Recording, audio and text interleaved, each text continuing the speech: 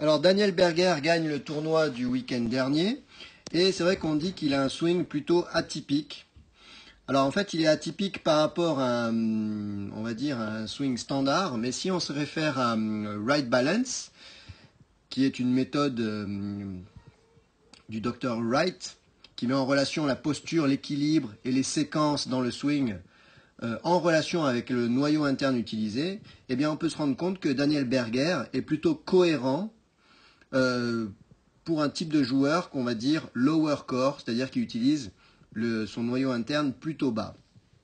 Alors si on fait juste une petite analyse de swing en se référant à ce type de swing, c'est-à-dire un joueur avec un noyau interne bas, lower core, ce qu'on appelle chez Right Balance lower core, eh bien nous allons voir que, alors d'abord dans la posture, ce que l'on retrouve chez les lower core, c'est des angles, alors pas mal d'angles.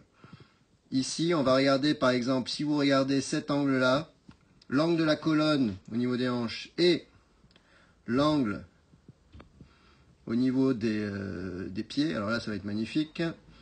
Donc 147 pour le haut et au niveau des cuisses, 148. Donc autant d'angles au niveau des cuisses qu'au niveau des hanches.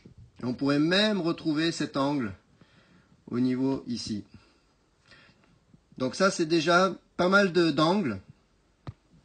Au niveau de l'adresse, autant d'angles dans les hanches que dans les genoux. Ça, c'est très important. Ensuite, de face, si on regarde ici, ça va être un shaft dans le prolongement du bras gauche. Donc, beaucoup d'inclinaison de shaft à l'adresse.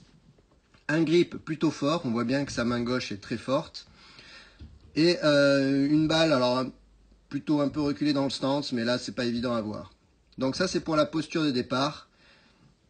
Donc, beaucoup d'angles, grip fort. Là, on voit déjà qu'il est presque en appui sur l'arrière. Donc, démarrage. Au niveau du démarrage, dans les lower core, c'est plutôt un démarrage par les épaules sans trop de hanches. Donc, c'est beaucoup de rotation de hanches, peu de rotation, beaucoup de rotation d'épaule, peu de rotation de hanches. Donc, une grosse différenciation. Ensuite, plutôt pivot arrière. Et enfin, en haut, ça va être au niveau du grip, ce que Right Balance appelle plutôt under, c'est-à-dire que la main droite qui supporte le plateau, ça c'est quelque chose qu'on donne souvent comme image aux golfeurs, donc la main droite qui porte le plateau, ou le poignet gauche bombé, donc c'est un swing qui ressemble beaucoup à Dustin Johnson.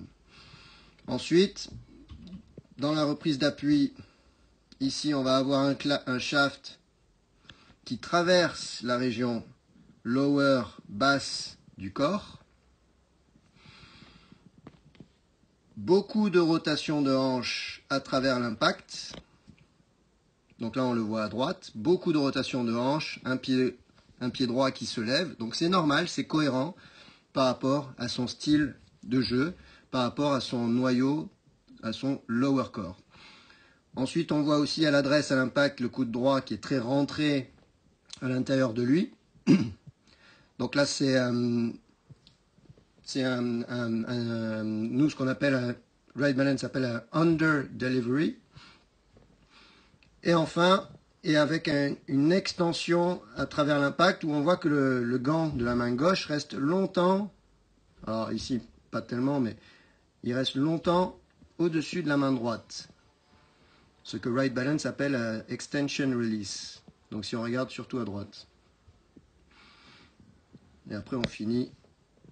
Donc, Daniel Berger a un swing atypique si on se réfère à un mid-core player, c'est-à-dire le swing standard de la plupart des vainqueurs du tour.